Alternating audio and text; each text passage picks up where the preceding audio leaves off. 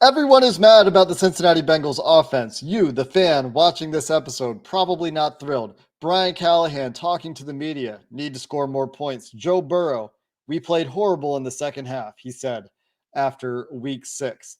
But the defense picked things up. Let's talk about that offense a little bit more. Let's get into the defense in this week's film breakdown. You are Locked On Bengals, your daily Cincinnati Bengals podcast, part of the Locked On Podcast Network.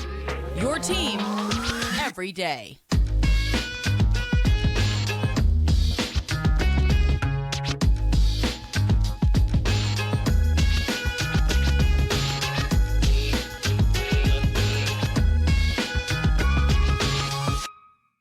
What's up, Bengals fans, and welcome to another episode of the Locked On Bengals podcast. Going to get into some film today. I'm your host, Jake Lisko, joined by your regular guest, Mike Santagata at Bengals_Sans, host of Always Game Day in Cincinnati. You can also find his writing, weekly film breakdowns at allbengals.com. And we're going to dive into the all 22 observations, including some things that went right at the start of the game for the offense, why and how they went off the rails. And the answer may not satisfy you. But on the other side of the ball, there were some really cool things on defense. And the defense did bail the offense out. The Bengals get to 3-3, of course. The bottom line is a win is a win. How they got there, however, is important, and everyone is frustrated with the Bengals offense right now. So we're going to get into that today.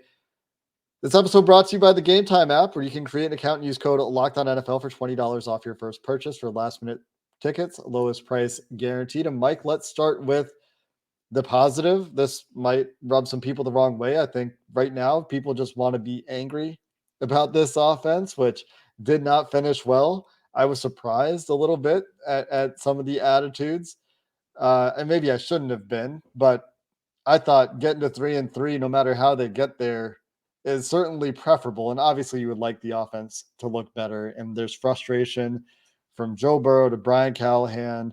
Zach Taylor, I think, is never going to betray that, but you can see some of that in the way that he's talking about the way that they've kind of not taken advantage of opportunities on offense. And it's very widespread, but they did get out to a 14-point start and 2 straight touchdowns to start the game. If you would have asked me about that in a vacuum in any game this year, I would have thought, great. That means they figured some stuff out. And it wasn't just a scripted drive. It was a follow-up as well. What was working well for the Bengals those first 2 drives before things kind of fell apart? And I think a lot of this is maybe how Joe Burrow is playing, but curious to get your take. Well, yeah, I mean, that is going to be your biggest difference. But what they weren't able to do before, and I felt like they did a good job in this game, was they stayed ahead of the sticks, and they did that passing the ball too. It wasn't just, these runs were getting us 5 yards, and that kept us in a good spot for Burrow to take 2 shots. It would be the first down pass would get them 8 yards, or, second down would get them back ahead of the chains, or sometimes even pick up the first down with that. I always find that they kind of do their more trying to think of like the testing not traditional runs. Like when the bullets start flying, they just kind of run tight zone and duo nonstop. That's their run plays. But before that, in the scripted drives, they kind of get into, let's see what trap looks like for us, like a long trap looks like for us this week, or let's see how we look when we run. Last week they ran some counter and they got into the pistol, and they actually did run a pistol play in this game. And I don't think it was in the first 2 drives, and it didn't go well, but they were able to pick up some chunk gains, and they really early on, they got to those third downs, they got to that 4th down, and then it felt like they weren't really even hitting third down, or if they were, it was a manageable third. It wasn't a, oh no, third down of like defense is going to tee off and they're going to send everybody, they're going to be too high in coverage and try to play aggressive underneath. It wasn't like that. It was like they have to honor the run in this situation, which they don't always get into that. So it felt like that's the generic idea of like, why was the offense good? Because they were good on every down, and they weren't just putting themselves in holes, doing any issues, sacks, penalties, whatever. It was sound offense, and the quarterback was lights out accurate. I mean, I don't think he missed a pass on those first 2 drives. Like incompletion maybe, but And not just accurate, but decisive, and the timing was there, and all the things that I said in the winning streak last year with Joe Burrow that I couldn't stop saying over and over again, where the ball was coming out at the right time to the right place, giving his guy a chance for yards after the catch. Like I said that ad nauseum down the stretch last year when he was playing really well. And that's kind of how it looked for the first two drives. The ball was coming out quickly. It was a lot of short stuff and it was working. Your feeling about the third downs is correct. They faced a 3rd and 2, they faced a 3rd and 6, and they faced another 3rd and 2 on those first two drives of the game. The 3rd and 6 they converted where they caught Seattle with nobody going with Joe Mixon to the flat. I think a really good play call into a blitz on that side of the field. Joe Burrow, aware of it, gets the ball out to Mixon in a spot where he can run after the catch. The second third down, they don't convert with a pass that was slightly off, again, trying to go to Joe Mixon, who should have had a first down. I think he should have caught the ball. Not the easiest catch in the world, but a ball that Mixon probably should have caught. They then get the 4th down on the neutral zone infraction. I wonder if they would have gone for that. I still wonder about that, if they were just trying to get him to jump or not. Burrow's hard count, a weapon at home. Talked about that in the post-game episode yesterday. Their other third down in the red zone on the second drive was a 3rd and 2. They get the pickup on a running play. Like you said, you got to respect the run. And it was a 4-yard run for Mixon.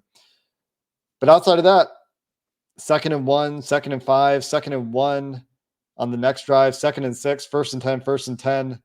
And then finally they get to a 2nd and 10 and then 1st and goal. I mean, hyper efficient stuff on early downs in this game, which is something that we have been talking about. The early downs needed to be better. When they ran the ball on early downs at the start of the game, they were getting 4 or 5 yards for the most part. Mixon did get stuffed at one point there as well down in the red zone, but the run game fell off as the game went on.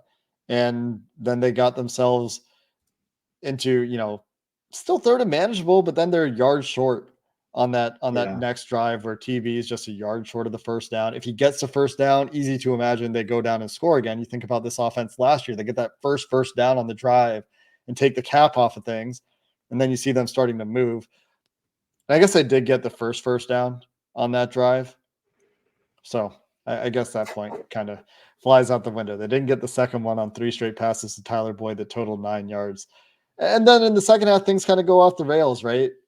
And from your perspective, let's focus on before Orlando Brown goes out. Mm-hmm. What's your quick synopsis before we dive into some details? Because I think you can point to every unit as Brian Callahan and Zach Taylor did. But like, what's the high level picture of, okay, this is why it went wrong, and this is my elevator pitch? I mean, yeah, I think you point to every unit. My main issue was there was too much quarterback inaccuracy, and that put them behind the chains or led to an interception on one play, which I didn't think Burrow really underthrew that deep ball. I thought he left it inside was the real issue, which we actually talked about last week, where I was like, he's leaving some of those outside balls inside, and he kind of does it there. But quarterback's not accurate like he was in the first half, the first 2 drives at least. He's not putting the ball on these guys. I think there were more throws in that third quarter that I would probably chart as missed throws, even if they hit a guy in the hand or hands, than I would chart as good throw or anything like that. You could think of the ones where I think it was third quarter where Tyler Boyd had to dive. I think it was Boyd dive backwards with one hand. Is like that either not on the same page, or it just seemed to me like Burrow's not accurate. I think that's when they finally started giving up a sack, was on that in the second half. I don't think they gave up one in the first half. They might have. I don't think there was either off the top of my head. So you give up all 3, I believe, sacks in the second half, and those are drive killers. The run game falls off a cliff for the most part. It's no longer very efficient, which the Seahawks are a good run defense, and they they play fast. They're difficult to block in the run game because a lot of moving pieces. That actually came up on the 3rd and 1 carry that they gave to Mixon, was a run blitz, and they stunted the line and brought him and get a free runner that way, even though you've got 9 guys that are all blockers, including 6 offensive linemen, 3 tight end or whatever. It's tough. And then when you miss those opportunities, you only get so many drives in a game. So later on, you have the Ford stuff. And we'll talk about the fourth quarter. But when I saw the third quarter, it felt like they just let drives get away from them And a lot of that to me was the quarterback was no longer accurate. And I still think he was fairly on time, but we'll get to, I don't think he was the entire game. I think that there's even more to talk about with just quarterback inaccuracy as well, and the way Burrow played in the second half. So we'll go there. We'll talk about some of the other units as well, because protection wasn't perfect, although I did think it was pretty good. Receivers had mistakes. They're still not getting anything out of their tight ends. So we can talk about the rest of this offense and where they can go from there coming up next. This episode of Locked On Bengals is sponsored by BetterHelp. And if you've ever felt like your brain was getting in its own way, like, you've got to go do something, but those Instagram reels are too seductive and you can't stop scrolling because they're really good at getting your attention. Like, what you should do and what's good for you, and you can't do it. BetterHelp and therapy can help you figure out what's holding you back so you can work on yourself instead of against yourself. And the reason that BetterHelp is so great is that you can find therapists that are suited to the kinds of work that you want to do.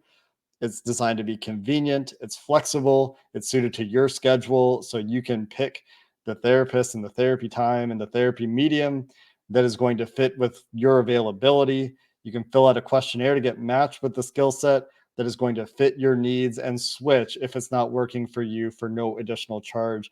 So make your brain your friend with BetterHelp. Visit betterhelp.com/lockedon. You're going to get 10% off your first month. That's BetterHelp, HELP.com/lockedon.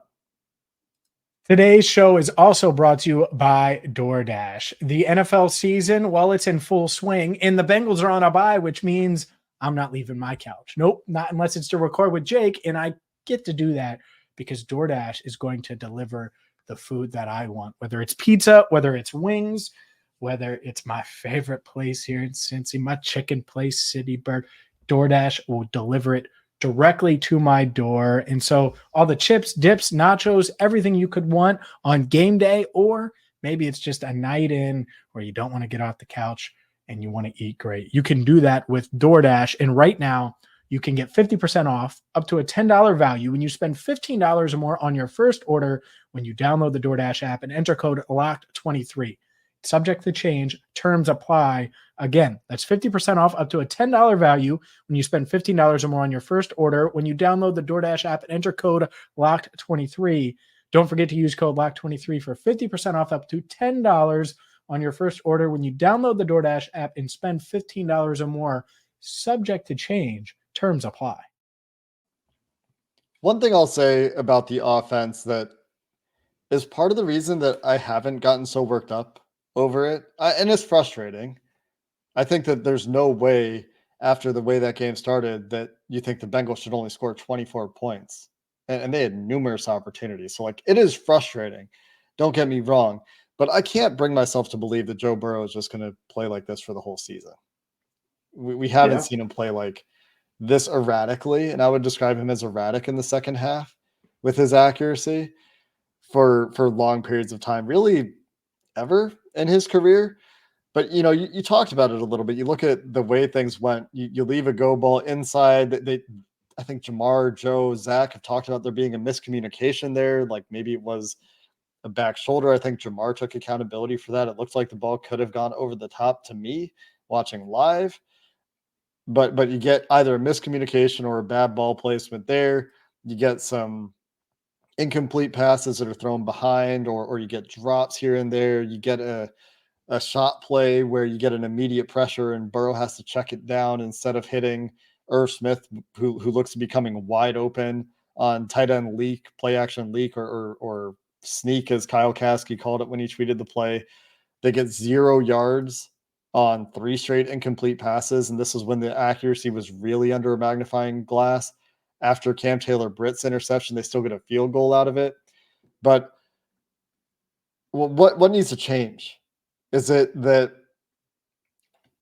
I don't think there's a silver bullet, to be clear, because people have asked me this question too. So I'm just curious to get your take. Is it that, like, T. Higgins needs to catch the ball and needs to play better? Is it that they need to block better? Is it, which thing, if you had to rank them, needs to improve in terms of order of importance? Yeah, I mean, number one's quarterback, but we both are expecting that to get better. I also expect T. Higgins to get better. I mean, it's it's hard to really get on guys when you know they're playing through injuries that are significantly impacting them. You know, And it is, to be clear. Like T's playing through a lot of pain right now. It doesn't necessarily go back to the early season struggles, but right now he's playing through significant pain. Broken ribs. Some people have had those. Yeah. Try to catch a ball outside and have guys ripping at your arm as you're up there. Yeah, it's tough. Yeah. So, you know, it's hard to get on him. Hopefully that just gets healthier and he can get back to being who he is. I think the receivers playing better is number 2 for me because the blocking had issues, but we can get to it. When Cody Ford came in, they ran more real offense than I was expecting. Because sometimes when that happens and they know they're at the disadvantage, they kind of turtle up. It's all quick game. If it's a 3-step, which they did do some of these 3 steps, where it's a fast 3. It's not like a one crossover one. It's like a whoop, and then try to get that ball out and speed up everything. And I do think Burrow had a little bit of a lack of trust in the backup and Cody and kind of Volson after the sack. Where there was a play, he saw a flash on his left side and he kind of just throws it and kind of fell down at the same time, like kind of turtling for a hit. And that made me go, ooh, he didn't even that got picked up. Like there was a flash of white jersey, but Volson actually was able to control it and pick it up afterward. So that kind of in my head went, okay, he's not trusting the protection. He can't really trust any receiver besides Jamar Chase right now, except maybe Yossi Vashon because he made that one play. But maybe Boyd because he made a couple plays. But when you look at the receivers aren't doing enough, I think if I rank importance, it's number 1 quarterback, number 2 receiver for me, and then number 3 the offensive line. And I also think when it comes to the play calling, I think people go overboard with it. But I also do think they get away from some of their more, I hate this term, creative stuff. Like you think of some of the plays they get to do on these scripted drives, when everything starts flying, it feels like sometimes they get into a comfort zone of these are our bread and butter plays. Let's run these plays. But when those get taken away, they don't go like in that Cardinals game. They don't then move to let's run that play action boot naked with Jamar Chase running a slide route from on the ball, and we turn our back to the defense on the play fake. They don't really get to that. They just kind of go like, these ones aren't working. Let's get to these ones that we know normally work. But when the receivers aren't working as well, and the quarterback's not working as well, and the protection's not holding up as well, those aren't working anymore. So it does feel like there needs to be a little bit more confidence to stray away from what you know and call some stuff that is definitely in the playbook. Not saying just watch the Miami film and just draw that up on the sideline on the back of the football, but call something that is a little bit of a tendency break or something they don't really get to that often.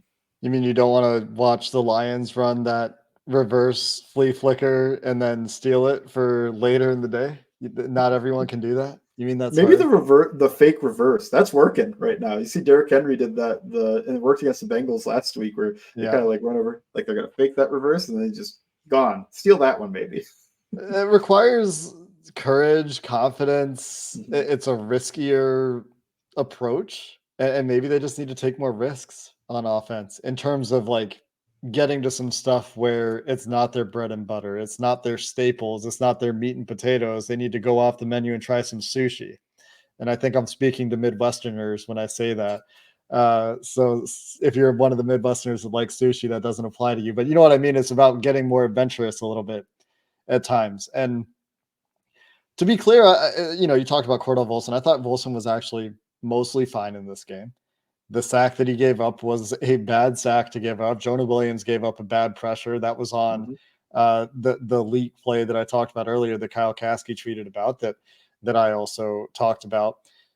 And you're running trap protection, so Cap is going across the field to block outside of Orlando Brown on the other side, and Jonah Williams just gives up the inside. It looks like maybe there's a jump set. Maybe there's an issue there that is that's trying to sell the run a little bit. Yeah. I don't really know, but his first step is either neutral or just a little bit outside. He's trying to get early on Mafe, early contact, and Mafe just steps inside.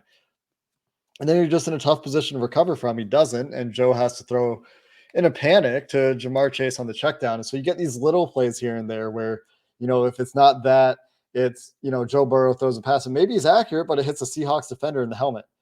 who's not looking at the play, or he's throwing behind a guy, or a guy maybe runs the wrong route and it looks like he throws behind a guy, or, you go down the list and then you've got receivers making mistakes, tight ends making mistakes. You got, running into an absolute wall on a 3rd and short and not getting out of the play. You get calling the wrong protection on the sack that comes on a free rusher where it doesn't look like Jonah Williams does his job. So it's a variety of things that they just need to iron out. And that's why it's so hard when people ask what needs to be fixed, because there's like all these little things and they need to be more on top of their details. Maybe that is coaching. And that's where the coaching criticism could be. On the other side of the ball, I think we saw some things from Lou Anarumo that should give us some reason to be encouraged. So let's flip over to the defense here coming up next. Today's episode of Locked On Bengals brought to you by the Gametime app, who believes you shouldn't have to worry when you're buying tickets to the next Bengals game you want to attend, even if it is Monday Night Football. Gametime is a fast and easy way to buy tickets for, if it's not a Bengals game or another sporting event, music, comedy, theater, and sports, of course, near you. With killer last-minute deals, all-in prices, views from your seat, which I've talked about and I love, and their best price guarantee. Gametime takes the guesswork out of buying tickets. And I said this recently. I love being able to see the preview of the view from my seat when I'm buying tickets to any sort of event. That's how you avoid the obstructive views. You make sure that you're going to be able to see what it is you want to see. When I'm going to a football game, I like to be up high enough to actually see everything going on. I don't like it when I'm in the end zone view. So getting those views from the seat is really helpful. You can also save $20 right now on your first purchase when you download the Gametime app. You can create an account and use code LOCKEDONNFL for $20 off your first purchase. Some terms do apply. Again, you can create an account and redeem code LOCKEDONNFL for $20 off with the Gametime app. For last-minute tickets, lowest price guaranteed.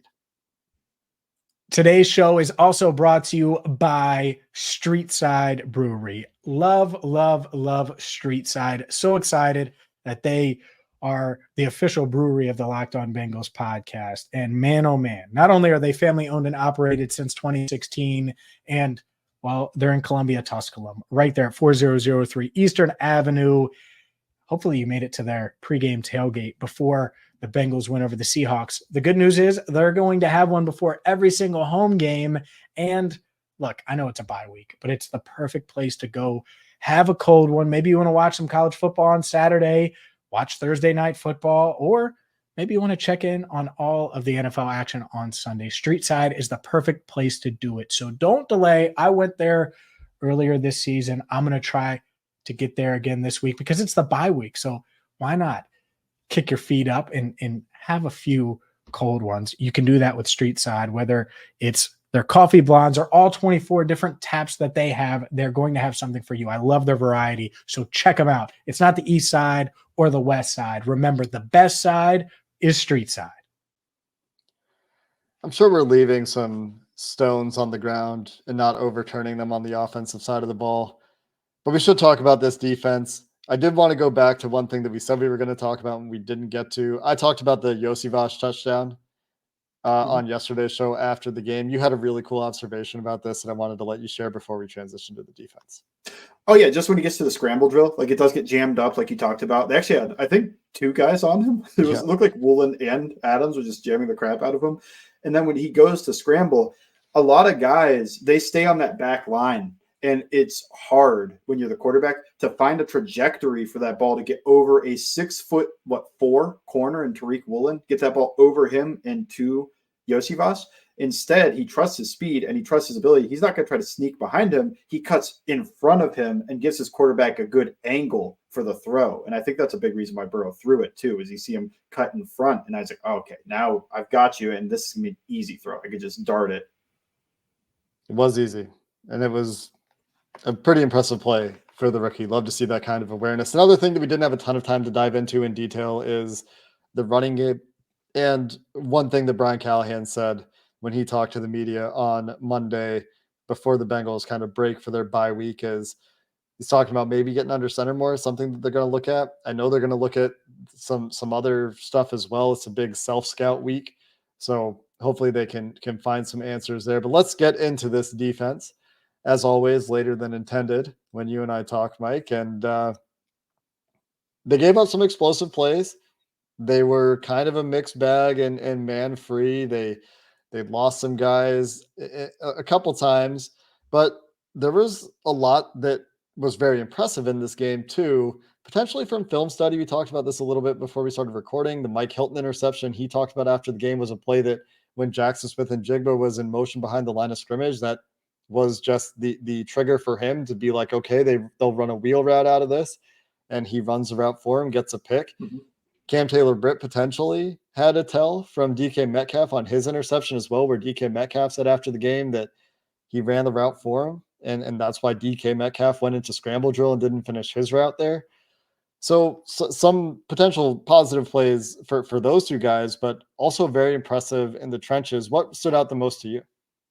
Trenches. I think that is what stood out to me the most, was just the amount of pressure and the time they're able to beat the offensive line in front of them, because they faced a mismatch in their favor. And I want to say like that's what I thought about week 2 against Baltimore. And, Baltimore does get the most out of their backup linemen, it seems. But at the same time, backup linemen, like they should have won those matchups. Yes. And they didn't win it the same way that they won it this week, where they faced some backups. They still faced some starters, but the backups in there, and they treated the backups like backups. They were able to, they looked like the starting unit in like a preseason game, and they're like the other team's testing out a left guard. Like, okay, that one's not it type of situation. So yeah, and everybody did. It felt like everybody on the defensive line, well, most of the people on the defensive line got a play or two in there as a pass rusher.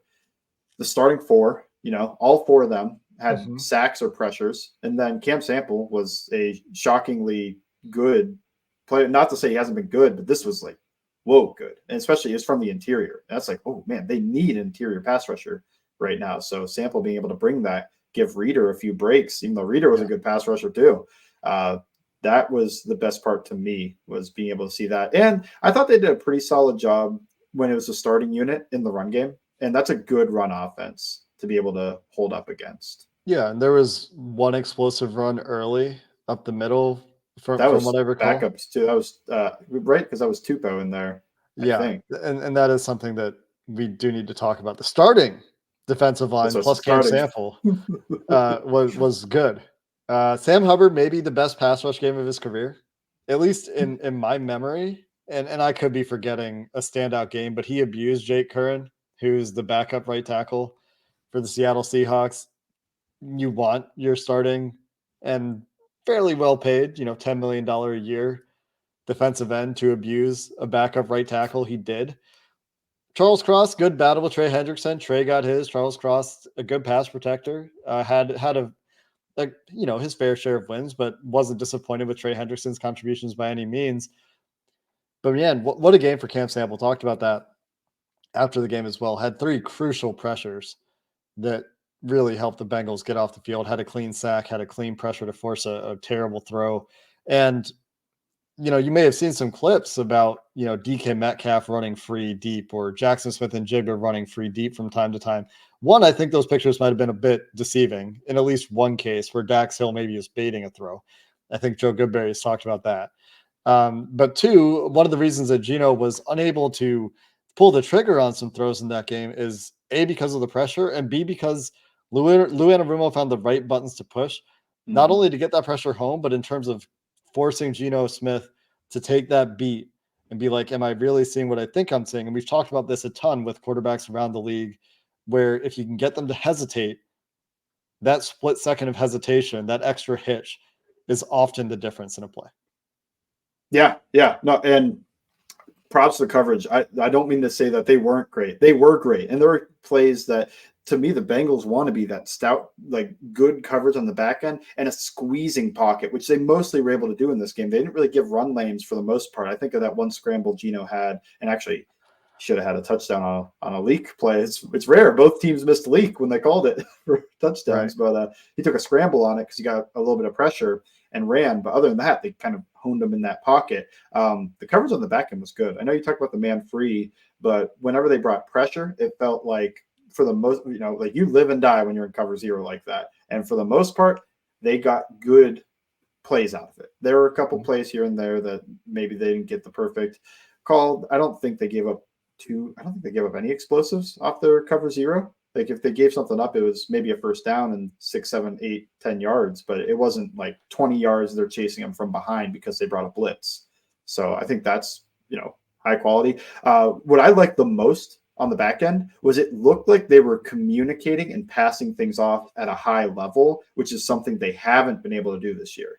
You could see it between the linebackers and the safeties and the corners. Everybody seemed to be on the same page when they would play coverages where they needed to, based off the route distribution, like the linebacker is going to let the deep route go to the safety and then take the shallow, or they're going to have a call because they know the offense is trying to run double China corner, which is, 2 in routes and 1 deep corner in the red zone there. And they know that's coming. So they say, okay, I'm going to look like I have to take this corner and he's going to get the easy throw on the short end, but you're going to take the corner and I'm going to jump that in route. And that was one play that, if you remember, Gino ended up throwing it and it looked like, who did he throw that to? And I think it's because he thought what I just said was like, he's going to take the corner route. It's man coverage. And I'm going to throw this in route because it's going to get picked. Basically, like not picked, interception, picked as in they're going to pick that safety that's supposed to be running with this in route. He sees corner jump it. He goes, oh no, just got to throw it high so nobody could get it. It's like, well, it's always second down. We got 2 more.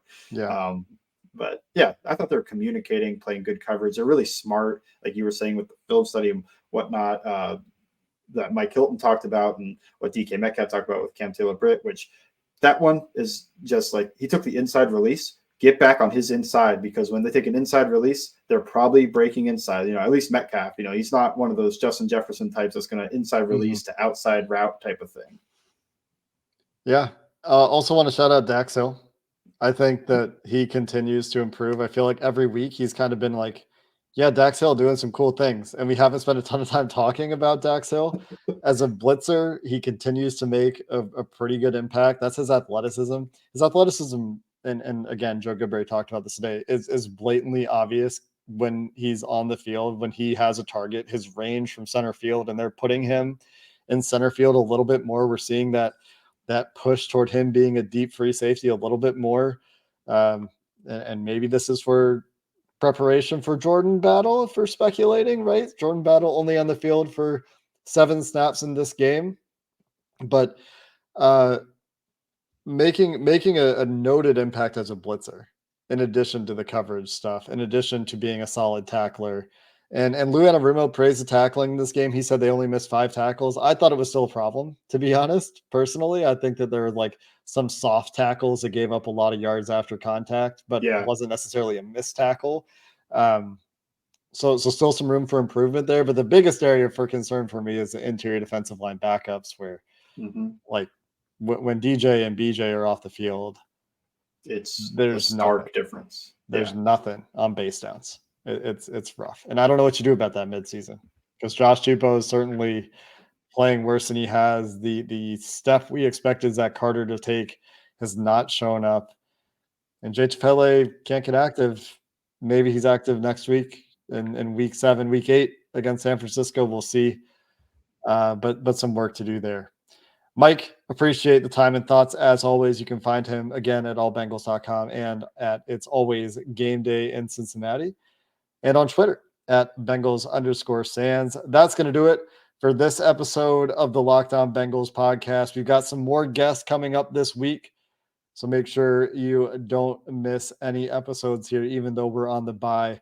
We'll get some more insight into what's going on with the Bengals and how self-scouting is going to go this week down at Paycor. Until next time, thanks for listening to this episode of the Locked On Bengals podcast. Hoo day, and have a good one.